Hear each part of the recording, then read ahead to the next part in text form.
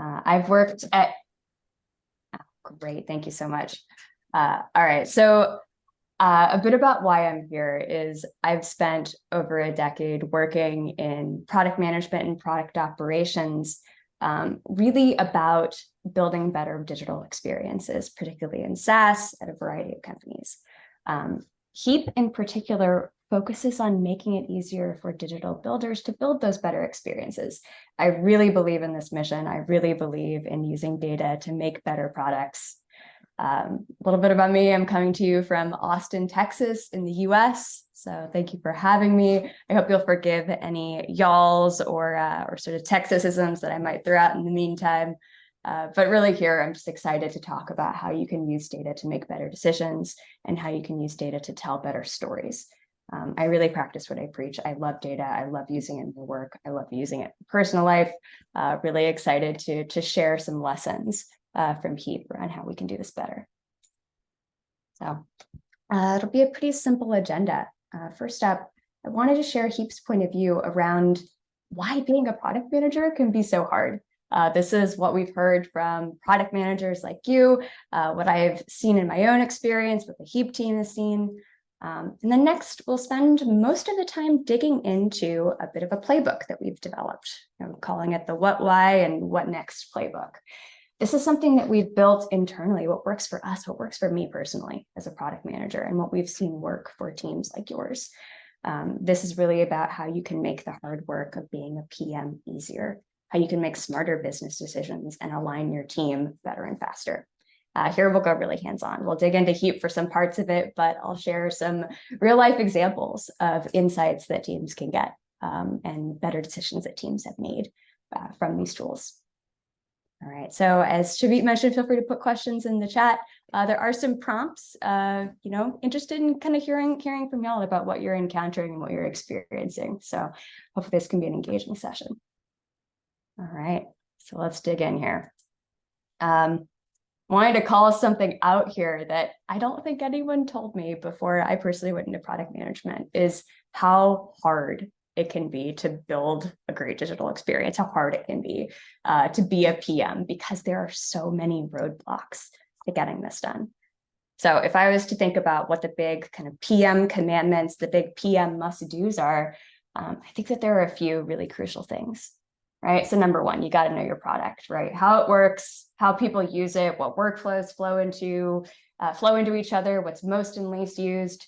If you don't know this as a product manager, then you lack credibility and you lack context, right?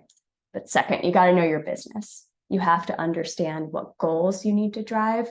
You have to understand what your business needs to grow and thrive in the next quarter and the next year. Are you trying to grow revenue? If so, how? Are you trying to expand your customer base or grow revenue per customer? Are you trying to drive retention or reduce costs? As a PM, if you don't know this, then you won't move the needle and you won't drive the impact that your business needs. Right? And the third commandment, knowing your customer, right? Who are they? What do they need? What do they want? How do they feel about your product? How do they feel using your product? If you don't know this, then it's so easy to waste time, money, and opportunity cost building the wrong thing. This is like driving with your eyes closed if you don't understand your customer. And sort of breaking the mold of the things you have to know, the kind of fourth must do as a PM, is building alignment, because knowing is only a part of the battle. Product managers don't build alone. Once you know these three things, you have to lead a team to define and then build the right thing and build it quickly, right? This means motivating engineering and design partners around the problem, around the solution, so teams can come up with great ideas. It means getting executives invested in your insights so they support you and so they see your impact. Of course, if you don't do this, then you'll burn out as a product manager, right? You'll be herding cats, having the same conversation over and over again, the same argument over and over again. And ultimately, you won't be able to drive the impact that you need. So I'm curious for folks, as your product managers or product builders in your own teams, I'm curious which of these you think your team might struggle with the most, or it spends the most time trying to dig into. Is it any one of these four, or maybe something different?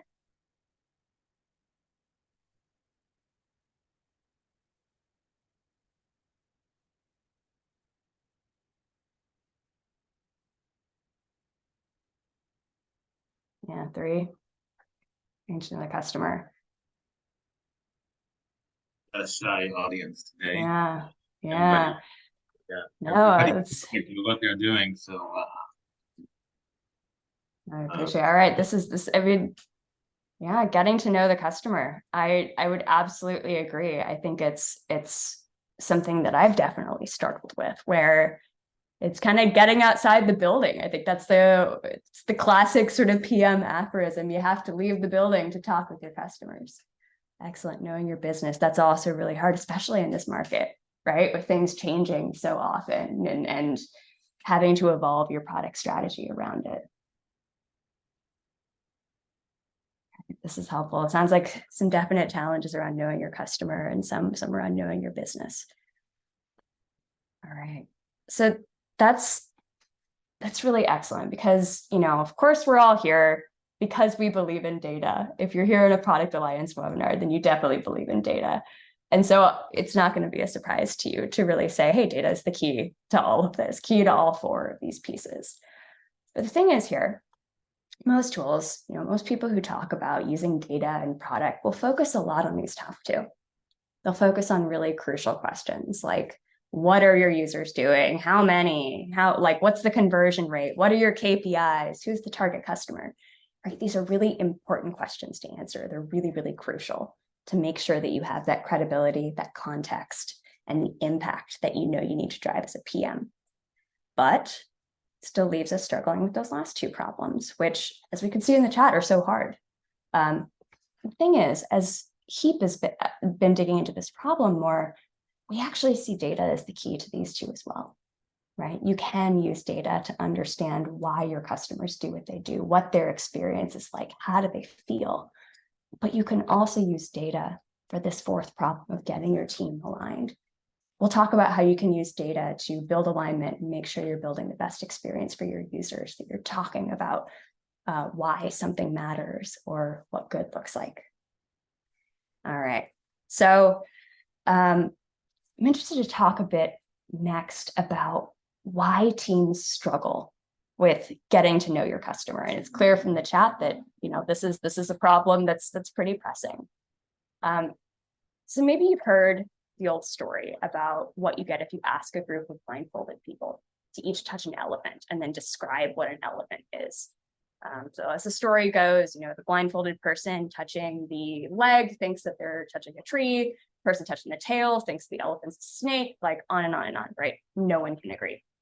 The thing is, we see this with product teams, right? Like personally, I've lived it as a PM. If you have conflicting or incomplete tools, or just no tools to get to know the customer, you can't see the whole picture. And you might have all these different signals to understand your customer, but you actually lack true insight into what's standing in front of you because each data point shows you just a puzzle piece. And of course, everyone's got their own preferred puzzle pieces. So this means maybe you've wasted precious time trying to pull together all those pieces. So you're really slow to react to customer signals, right? As a PM, it takes you ages to realize that you're standing in front of an elephant. Or maybe it's led to misalignment, or you built the wrong thing, right? Your CEO thinks you're standing in front of a tree, not an elephant. So you have to react to that. And then finally, maybe you've missed insights entirely about what your customers need and want. Extending the metaphor more, you built for a snake, not expecting that there was an elephant there. So as a PM, your job is to try to make sure you see the whole elephant, but you're also trying to get everyone to see the elephant as well. So here at Heap, Product Analytics and Digital Insights platform, that's why we're so excited to bring all of this together so that PMs can know what they need to know, get to know the customer best, and build alignment. Emily, sorry for interrupting. Oh, yeah. We're hearing you a bit Oh gosh. not loud enough, I think. Okay. Here, how about now? Better, thanks. Perfect. Thank you so much for flagging that. All right. So as we talk about Heap, so Heap is a product analytics and digital insights platform that makes getting true customer insight easier. So a bit about how it works is once installed, Heap captures everything. So imagine all of these dots are everything your user does throughout their journey. You've got clicks, page views, scrolls, user metadata. This is all automatically captured, so you don't have to capture it or track it yourself. The thing is next is Heap makes it easy to see what actually matters. So Heap surfaces the behavior that matters most, which is often behavior that you might not have known to track or behavior that you might find surprising. This means you get surprising patterns surfaced up to you automatically, but it also means that because you have all of this captured data, as a PM, you can ask retroactive questions about what your users did, creating analyses, creating events on the fly, retroactively understanding what your users did in minutes rather than days. The final piece, why we're the really hard part, the part that we all struggle with, is understanding the why, understanding your customers, right? With session replay, you can play back.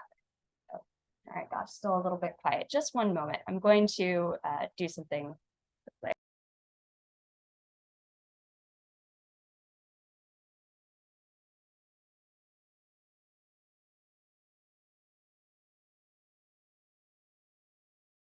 All right, apologies for that. I've tried turning off some airflow on my end, some air conditioning, so we'll see. Hopefully that helps. Shavit, how's it going? Better? Or no? Still a bit weak. Okay. All right, I can speak louder. Yeah, that okay. works. Okay, now great. now we can hear you. All right. Okay, great. Thank you so much. All right. So let's get back to the why then. So what Heap can do next is, once you've highlighted what matters, you can play back a recreation of user sessions to really understand what a user saw and did. And soon you'll be able to launch surveys or polls to dig in and understand more. So Heap's goal is to make it easier for builders to know your product, know your customer, know your business, so that you as a PM can get stuff done. So beg your pardon?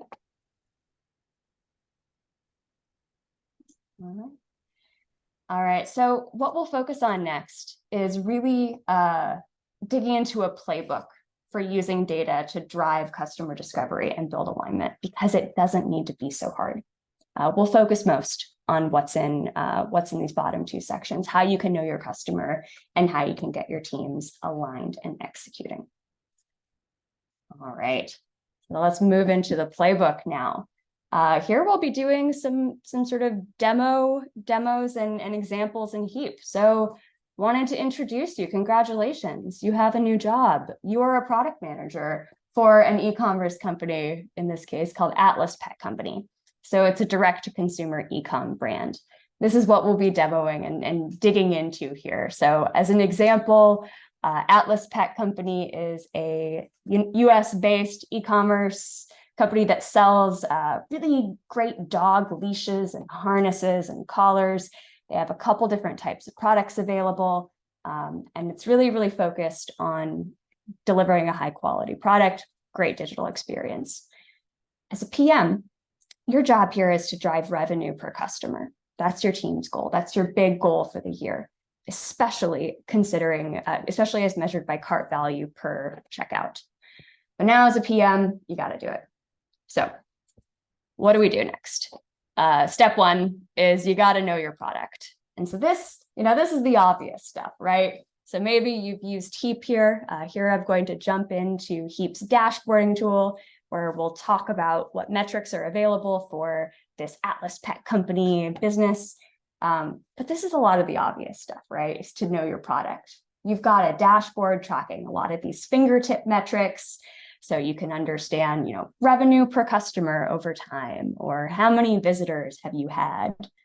What's the basic stats about those visitors, whether it's their device type or new versus returning? You've got these metrics, and maybe you've got some sort of interesting insights here. So I can try to kind of understand comparing different product pages and understanding, hey, there are some pages that a lot of users view, and there are some pages that not a lot of users view, but comparing how many times per user how many views per user these product categories got. As a PM, we've got these sort of basics covered, right? I can understand generally what's going on with my traffic, generally what's going on with my business, right? Great. dashboards are great for this type of fingertip metrics. Your next step, of course, as PM is to know your business, right? So in this case, you can jump in and maybe you even have some deeper dashboards here or some deeper analytics to understand your customer behaviors and understand your journey. So a lot of teams will set up funnels, right? So in this case, I'm tracking the funnel from viewing a product to adding a product to a cart to checking out to confirming. Maybe I've got some interesting stats here. Like if I'm trying to understand, hey, why do some users view like 20 products or many, many products per session, while others view only one product per session when our product base is so rich, right? Maybe I've got some analytics even tracking the customer journey. In this case, understanding, hey, what do users do? How many users engage with a new upsell slide out that we're experiencing with? I have these basic stats to understand generally what are my users doing? What are the big moments of drop off and conversion? Like, great, I've got those two things done. I've got my journeys, I've got my user behavior. This is where a lot of teams kind of pause or struggle, right? Because this alone doesn't give you the confidence to act. You understand those top line metrics, you understand generally where users are going, but you still have to dig in to understand your customer. So going back to the discussion question, where it sounds like a lot of us kind of struggle with this or are working on this problem. I'm curious in the chat, what do teams do today that is an attempt to get inside customers' heads? How do you understand what customers did or why customers did or didn't do something?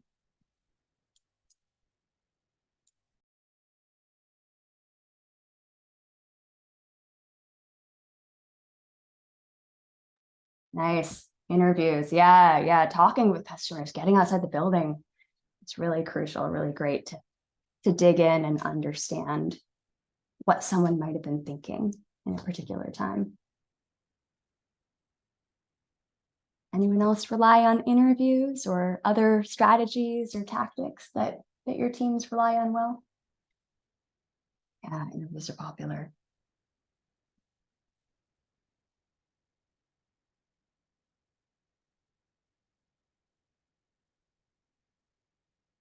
Nice. Field studies. Yeah. Also really excellent. It's like getting out there and watching people use your product can be so evocative. All right, well, we should keep discussing things in the chat. I can share some of the things that we've heard, right? So common toolkits that I've relied on, that I know other PMs really rely on. Yeah, ask customers, or this is great.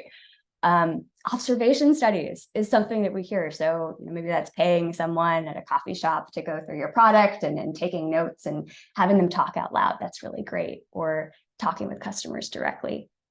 We've also heard polls or surveys, like popping something up while they're on your page, asking how they felt, or asking post-purchase what they thought or experienced, right? Or feedback.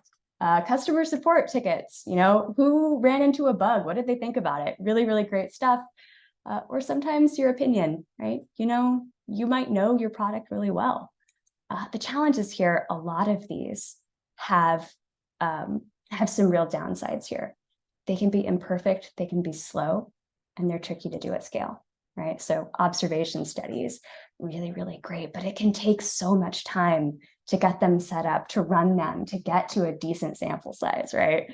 Polls or surveys, you have to have a hypothesis in mind. You got to launch it, you got to send it out, and it can be kind of disruptive sometimes to customers if you have to ask them directly in the app every single time, just to dig in or learn.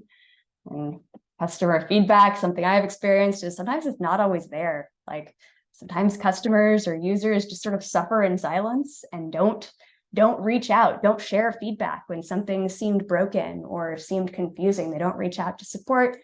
And of course, opinion, something that I'm always, we always have to sort of tell the highest paid person in the room, you aren't your user. Your opinion can be wrong, right? So something that we keep running into is how challenging it is to know your customer at scale. So this is what I'm excited to share here is a trick I guess can't consider it a trick, but this is maybe an unlock, is you can do customer discovery at scale with tools like session replay and heat maps. There is a new tool in your toolkit on top of customer feedback, on top of observation studies that get you some really, really deep dives into knowing your customers so that you can build confidence and you build the confidence to act and move faster. So let's dig into Heap a little bit here. So let's say I am this product manager focusing on driving increased cart value, and there are a couple initiatives that I'm working on. Initiative number one is that I'm trying to get more people to view more products. So in this case, Atlas Pet Company has a lot of different types of products for taking care of your dog, a lot of different leash types, harness types, collar types. And even if I was to dig in to understand more of these products, take a look at the product page, there are a lot of different options, a lot of customization that I could do based on color or size.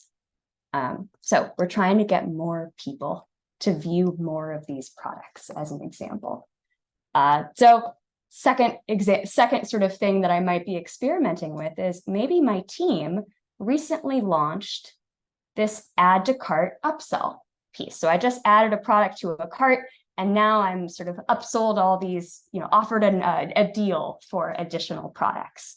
So as a PM, I'm trying to understand, hey, why are people looking at so many products? What's going on there? Why are they not looking at so many products? And what's the experience of using that upsell so that I can drive more conversions, right? So if I'm trying to understand why people view these, a lot of product pages or not, right? I could conduct surveys. I have the data, right, where I could say, all right, I've got users who view a lot of these products and users who don't. I could contact those folks and ask them what they thought about. I could pay people to browse my site, but a new tool that Heap has in the toolkit is getting quick visual insights around what users saw or did so that you can make smarter decisions.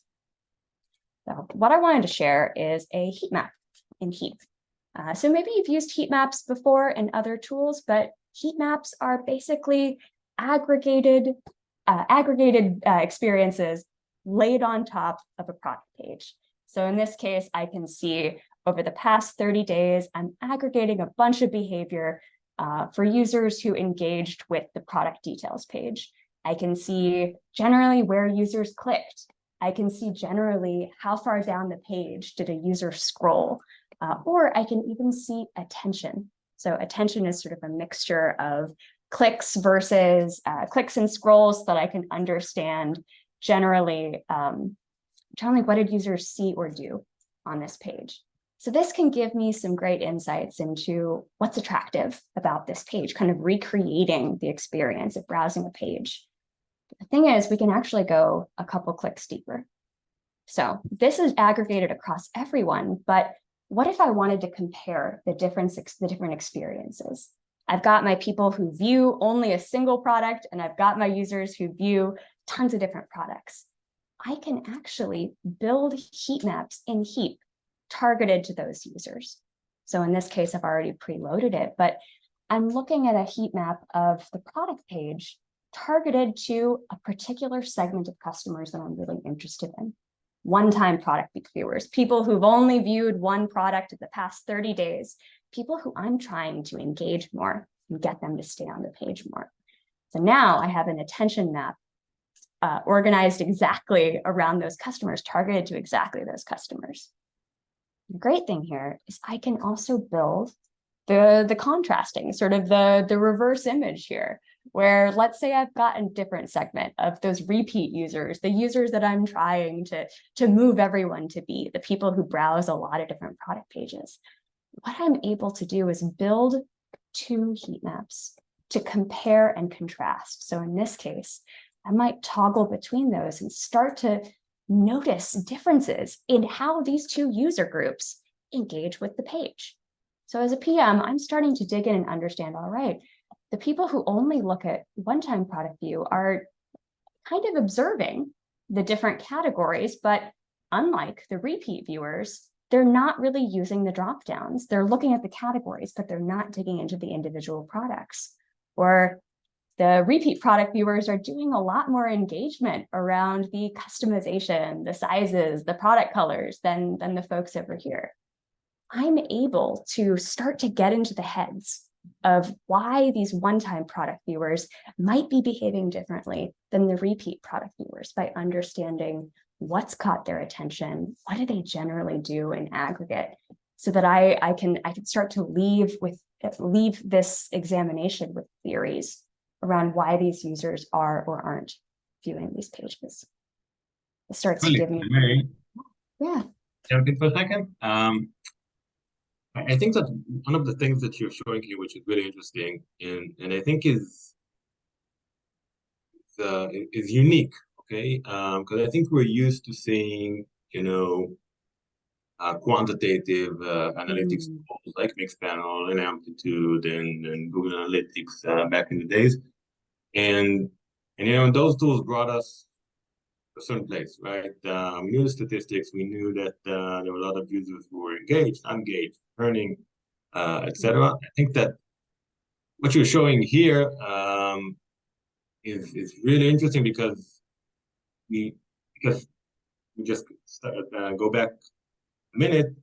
There were those tools, and then there were the qualitative tools like Hotjar and all those types that showed us session recordings and heat maps and all these types of qualitative insights.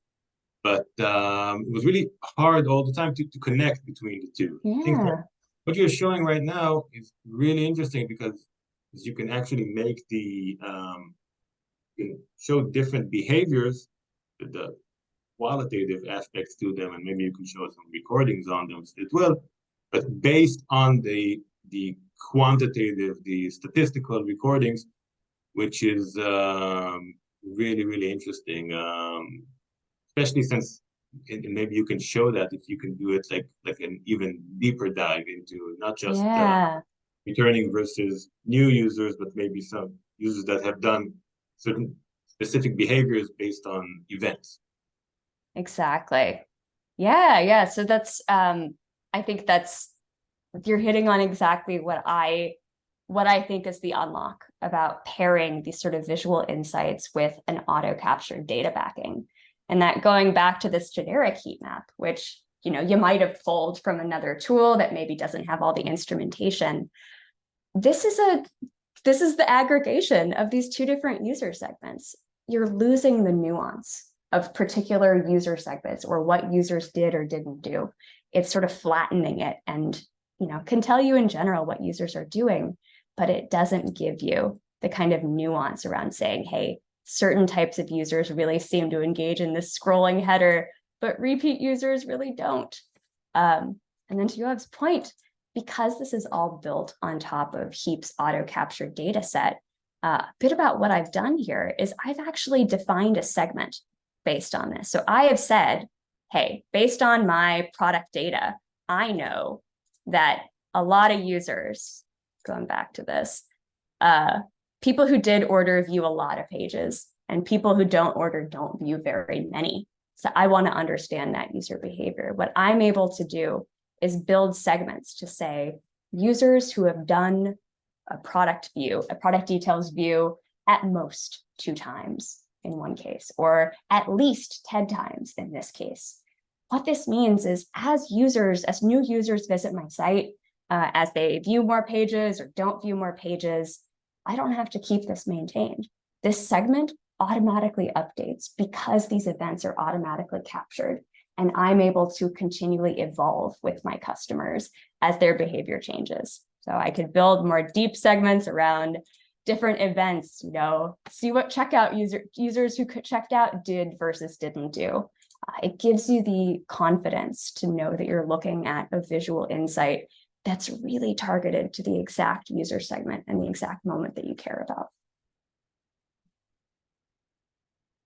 So going even one level deeper, right? So we're talking here about some aggregated heat maps, and they're aggregated, but they're also targeted to particular customers. Heap also has session replay. which lets you dive in even more granularly than just these heat maps.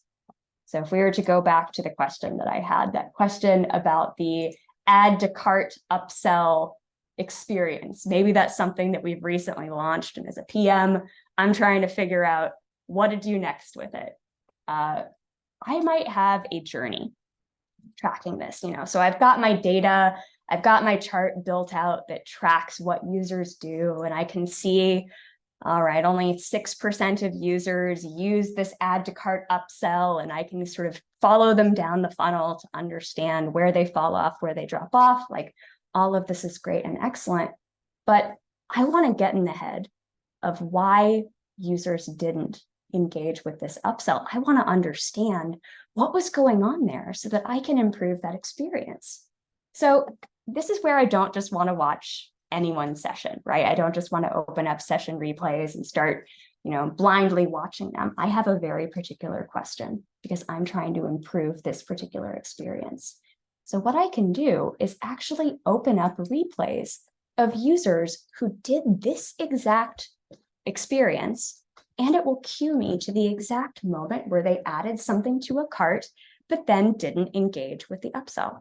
So what I'm looking at here is a recreation of a session of a user who matched this behavior. And so if I start watching, I can see them add it to the cart. I'm going to pause it here, and I can see the upsell. So this is just very quickly, as a PM, what you're doing here is you're acting like a detective. You're looking over a user's shoulder, just like you would if you were at a coffee shop, to start to observe what's going on here with this page. In this case, maybe I'm noticing, oh gosh, the upsell lever on mobile actually blocks out the checkout button, that a user doesn't see it. So if I was to keep watching this, maybe a user is confused. I can see them go back to the product page and sort of continue to dig in and understand. So that's maybe one insight. What I can do next is move to another replay.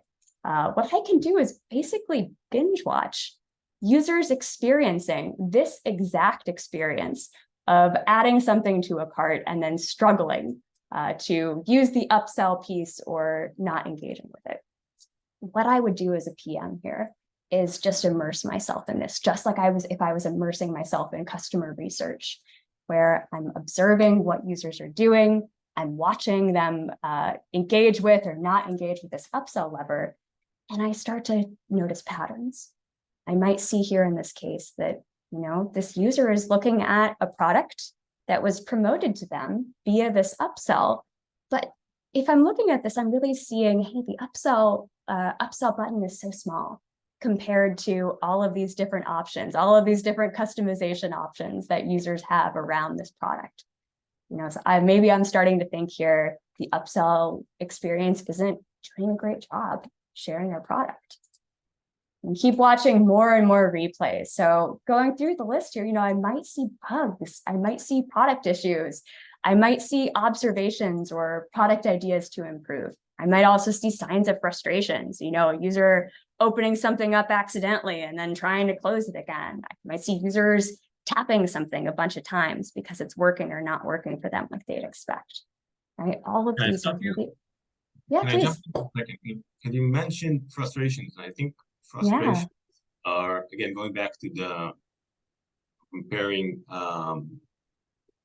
qualitative to quantitative tools. I think that when we talk about quantitative tools, just statistics, just the numbers, really hard to pick up on frustrations because their actions not done, or maybe a user clicks that there's no button there and nothing happens, and obviously we don't pick it up as an event, and we can't anticipate what's going to be an event. But maybe if you can show us like an example of how that can jump out to us, that'd be really interesting. Yeah, exactly. So let's see here. I have some examples further on. Let me pause for a moment. So here's one example that I have where, let's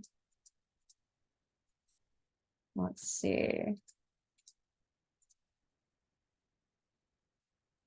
Okay, so one example here that I've observed from watching replays of this particular experience is seeing with these sort of orange marks, which tell if someone has clicked or swiped, depending on whether they're on a mobile device or a desktop, you can start to see the sort of user frustration associated with it. So in this case, what we're going to see is a replay of a user who is on a mobile device, but ultimately, as they're trying to add something to a cart, we see that the upsell panel is actually taking up a lot of, here, let's play this now.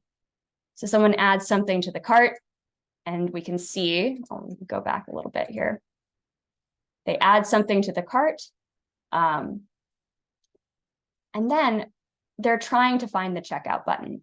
And you can see all of those swipes. They're trying to escape. They're trying to get out.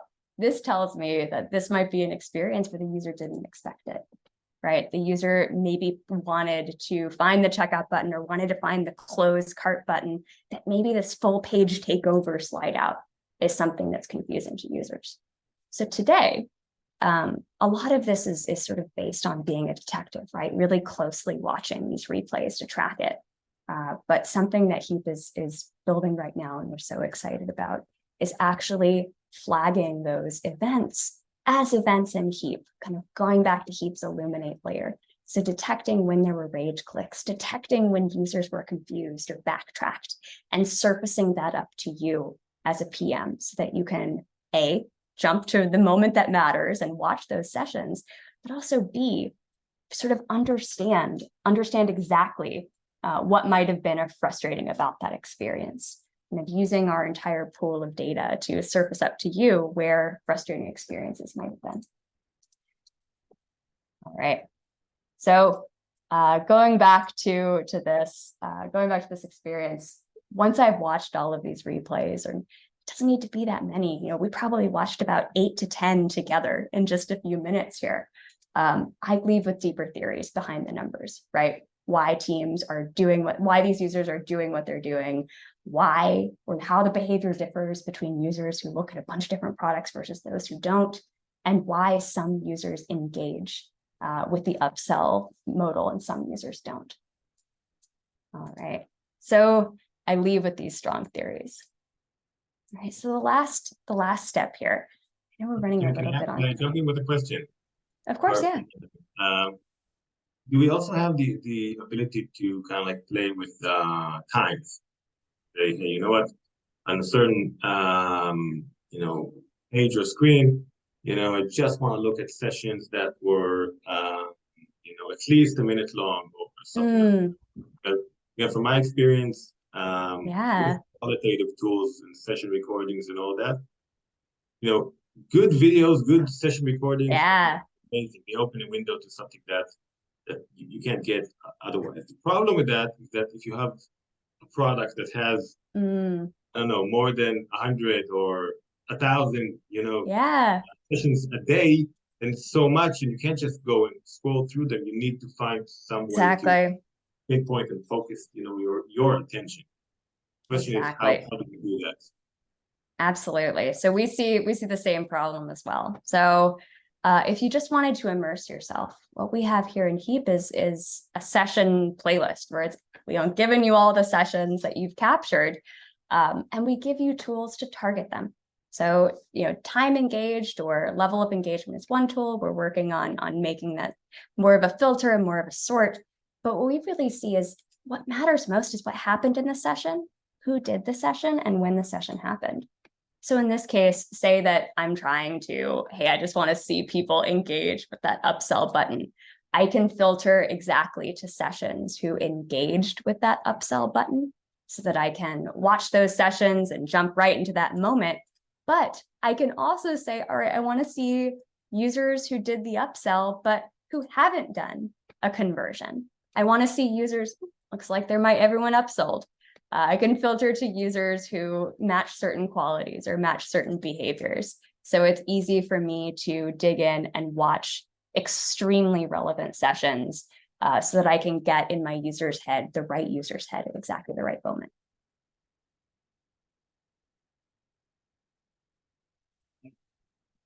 So we have just a few minutes, so I'll move quickly on the alignment. And we'll sort of skip some of the chat here, but The final step here, which we talked about is also challenging, is getting alignment from your leadership team, right? Generating improvement ideas with your engine design partners and rallying your team.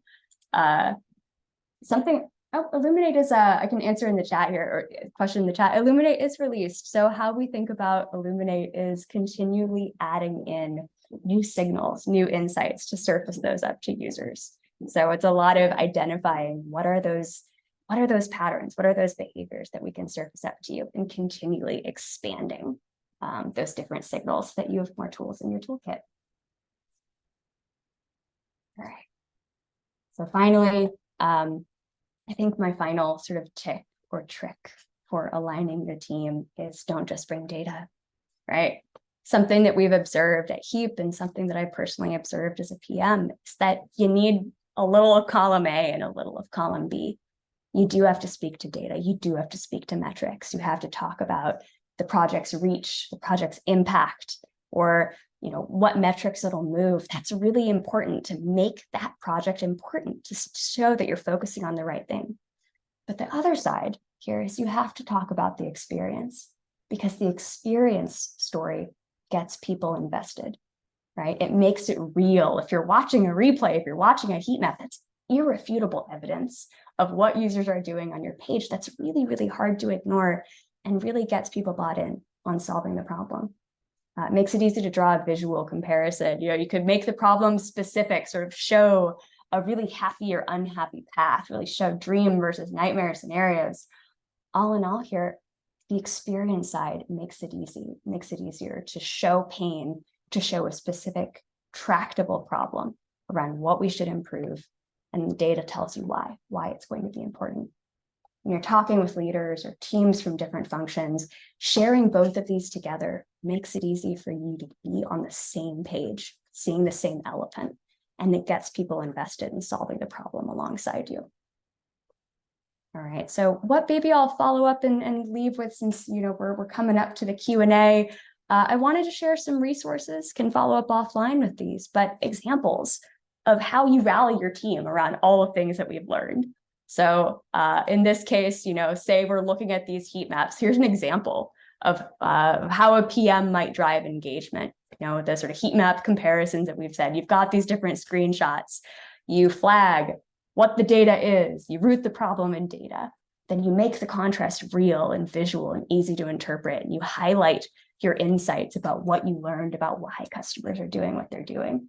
And then finally, you invite product ideas for more impactful, verified problems. This sort of structure works very well for framing the problem, framing what users experience and why, and then organizing a team around a possible solution.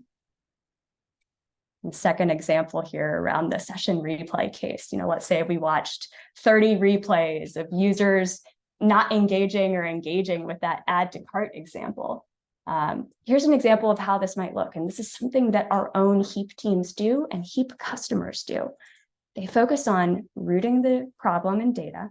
So sharing the cart updates, sharing how many users engage with this particular experience. But then you start to show observations linked to particular examples. So I'll share this here so you can look at the exact examples, but you want to call out what are observations and bundling them into themes. So in this case, we might say, hey, a challenge here is we got to diversify product selection. In the 30 replays we watched, and 20% of them, we were promoting the wrong product to the wrong user. We got to improve that. Or in this case, some users really dig in later. Should we try different messaging? Rooting this in data and theming this and sharing the replay to give your team a glimpse into why users did what they did will help you get better product ideas and build greater alignment. And of course, finally, as we talked about, we saw some bugs or UI issues, right? Like, hey, on small screens, the upsell selection makes the checkout CTA invisible. That's a fix. We should fix that. And that might not have been something that I would have seen unless I was at scale, looking over a user's shoulder and understanding exactly what they saw that led to why they did what they did. All right. So finally, in conclusion here, I think whether you're talking with, as you're building better digital experiences, data has a place in all of these. It's crucial to know your product and know your business, but data is also an unlock to knowing your customer, and data is an unlock to getting your teams aligned. Previously, our toolkits were really not scalable, doing those in-depth customer research interviews or waiting for feedback. But teams today don't need to invest all of that, or can invest in that more selectively. You don't need to wait. You have the ability to operate at scale and do this discovery at scale so that you can get data around what your customers do, why they do it, and what you should do next to solve it.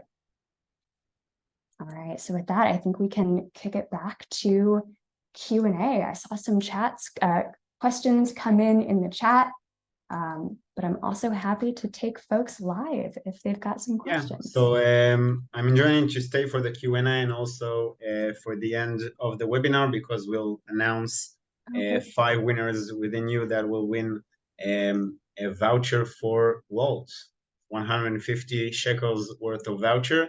So stay tuned for just a few more minutes. We'll start with the first question of Rotem. Is Illuminate not released yet? Here, great question. So I mentioned this a little bit, but if we were to go back to, let's see here, go back to Heap's experience around Illuminate. So how we see Heap Illuminate is an ongoing project to rate, to identify new signals and surface them up to you. So examples of Illuminate available with Heap today are surfacing hidden paths. If you're trying to understand what users do between steps 1 and 2 of your funnel, Illuminate will surface surprising journeys, even events that you might not have thought to capture. So a lot of these are available today, but really our team, our data science team, our product team is constantly focused on what can we pull out from the data and surface up to folks more. So as I talked about the roadmap, some of those are things like rage clicks or cursor thrashing. When did someone sort of scroll up and down around the page, so that you could continue to have more and more of these automatically surfaced tools in your toolkit. Great. We'll move on to the next one. Barak asks, what is included to integrate Heap tool and capabilities into my product? Should I develop events or create them like a mixed panel? A bit Excellent. of a competitive. Yeah. I'm happy to talk about it. So yeah, it's the installation of installing Heap is, a JavaScript snippet. But where Heap really differentiates is the process of defining events. So in this case, because Heap captures everything, you don't need to go in and have an engineer or have a technical partner instrument the events yourself. As a PM, what you are able to do is define and label these events from auto-captured data. So in this case, if I was to look at what data Heap has captured, I might see already, hey, Heap has identified a behavior of clicking and opening a navigation menu, something that I haven't even defined or I haven't even named. And what I'm able to do with one click is say, yep, that's something that I definitely want to track. I want to track when someone opened a navigation menu from the product listing page, and from there, retroactively, I am able to track, all right, how many users did that over time? How did it operate? And then I'm able to, of course, jump in and watch session replays of users doing that event. This means that I don't need to wait. If I have a question as a PM, I can just go in and ask the question. I don't have to first start by defining, like instrumenting something and then waiting for the data to load to answer my question. It means that I can move quickly as a PM. Hope that answers your question, Barak. Next up, Asaf. Not clear from heat maps that you showed. What is the conclusion? How should we change the product? Excellent. Yeah. So here's some examples. A lot of this is going back into the detective mindset. And what I might recommend here is using this as a tool with your design partners, your engineering partners, to identify behavior. So in this case, if I'm trying to get more people to view more product pages, and have a bunch of users who are only looking at single product pages, this gives me clues around what I might do. So an example here, as I've called out, I see a lot of engagement around this sort of like scrolly thing at the top of the page for folks who have only viewed one product that isn't really present for the habitual users. So this gives me theories. This gives me ideas to test. So some idea here might be, hey, is this scrolling header distracting for users? Is this getting their attention, but it's not actually the thing that we want them to look at? Should we test a static header versus a scrolling header? This might be something to talk about with your design and engineering partners. Is this an improvement that we should test? Similarly, like one other idea here that stuck out to me that other folks might see as well is we have this navigation for new product categories. And you can see that people who view a lot of product pages use the kind of drop down here to discover products and start to understand what the differences are between these. But the people who only view one product don't do that. So this might tell me, hey, they're looking at categories, but they're seemingly not finding what they want. Maybe this should be the target for more research, for more talking with customers, or for running an experiment to say, hey, product search, product discoverability is a hypothesis, is a key challenge that differentiates these two users. Anyway, yeah, so some examples, you got to kind of, really generate hypotheses from them, but this makes it easier to get ideas, to figure out what things you could test and get more people on the same page around how you could solve this problem. Maybe add to that, it's a bit off subject, but I think a bit on and off. I think that what we've seen, again, we've done quite a few projects. One of the really interesting things that we find is that the users, the first session, a lot of time in their subliminal thought, they kind of like indicate how serious of a user they are, or sort of like hint to how much potential they have to become a buyer by their actual behavior. So again, varies by the different products, but sometimes you see that a user that might instinctively go to the pricing section have a much stronger chance of actually becoming a paying user or buyer. So these things are much easier to do in such a tool when on the one hand you have the session recordings, on the other hand you might find something that's interesting and say, hey, you know what, this is a really interesting event that otherwise I might need to in other tools, I need to go back to my developers, define the event, know the context and all of that. So yeah, I think it saves a lot of time and points you in the right direction. Exactly. It makes it easier to quickly pressure test hypotheses. You don't have to wait for tracking. You don't have to wait to conduct the interviews. As a PM, you can rule things in and rule things out quickly, which makes it a lot easier to act with confidence and to sort of see the whole picture.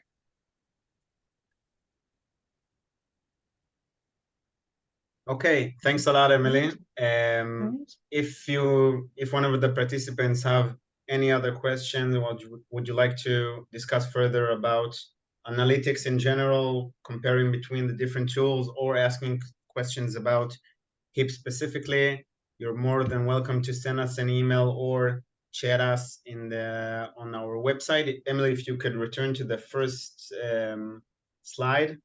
Absolutely. And you are more than welcome to join us to our next event in 2 weeks. You can see it in our meetup website on Event Series 2023. And now for our 5 winners in the raffle of the vouchers. Of course, only those who sticked thus far will receive them via email. So the first one, Liron Kleiner, are you here? Oh, we got Liron, great, congratulations. Barak Khazan, do we have Barak here? Hello, Barak. You're one of our regulars, if I remember correctly. Yeah. Absolutely. Rotem Friedberg. Hi, Rotem. Hello. Galit Shemesh. Do we have Galit Shemesh? Yes. Yes, congratulations. And Dima Negin. Do we have Dima? Yes, here. Hi. Thanks. Hi, Dima. Congratulations. Okay, you'll be getting the Wolt vouchers to your emails very, very soon. So stay tuned. You can also thank us on your LinkedIn or something. Feel free to join our website, our LinkedIn. Thanks a lot for sticking thus far.